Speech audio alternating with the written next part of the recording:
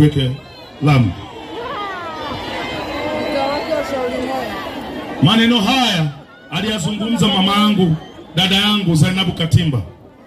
Dr. Samia Suluhu Hassan hataki kuchanganyiwa. Anataka wabunge wote walioteuliwa na Chama cha Mapinduzi ndio wawe wabunge katika majimbo yote Tanzania.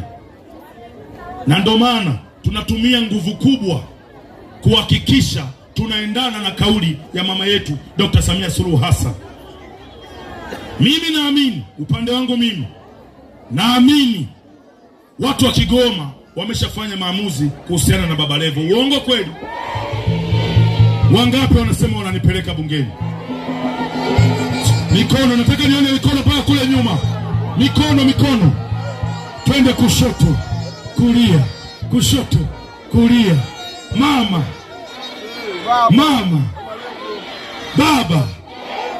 Baba. CCM oye! Moja kati ya kazi ambayo nimejipanga kuifanya katika kata hii ya Mwanga Kusini, ya kwanza kabisa ni kuhakikisha Mwanga Kusini inajengwa kituo cha afya hapo Muungano.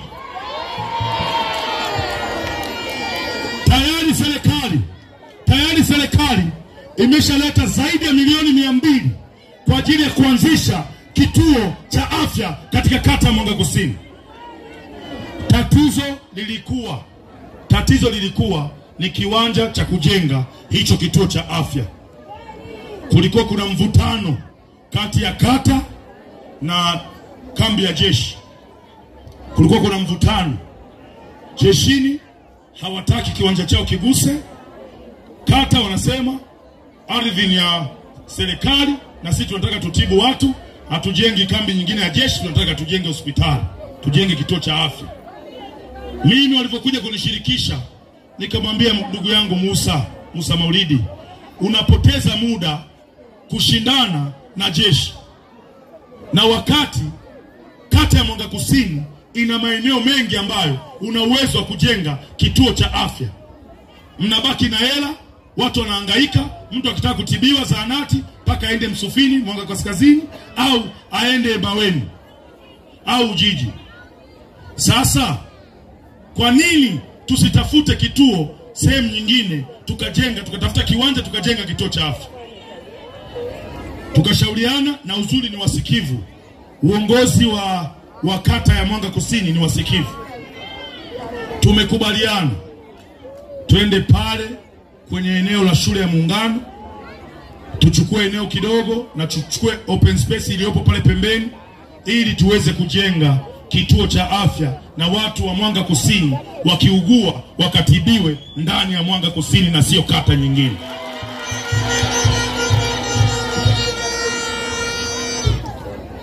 Na mimi Baba Levo nimekubaliana nao, ndani ya miezi 3 ya utawala wangu tayari tuanze pale, watu waanze kuchimba, kwa sababu pesa zipo. Tungekuwa tuna hela, tungekuwa tuna hela tutapata wapi? Lakini pesa zipo.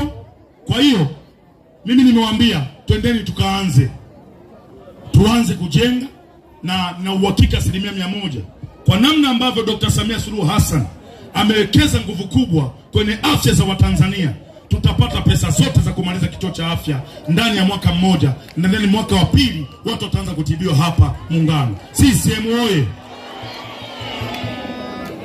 Jambo la pili ambalo nimepanga kulifanya katika kata ya Mwanga Kusini ni barabara.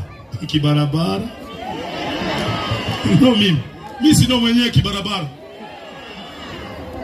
Kata ya Mwanga Kusini tayari viongozi waliopita wamesha saini mkataba wa barabara 2, lakini the big mistake ni barabara za vumbi. Mimi Baba Levo kwenye utawala wangu sitoomba kamwe barabara ya vumbi Mwanga. Njoo hapa, njoo diwani wangu. Usichoke mzee wangu. Mpe mic.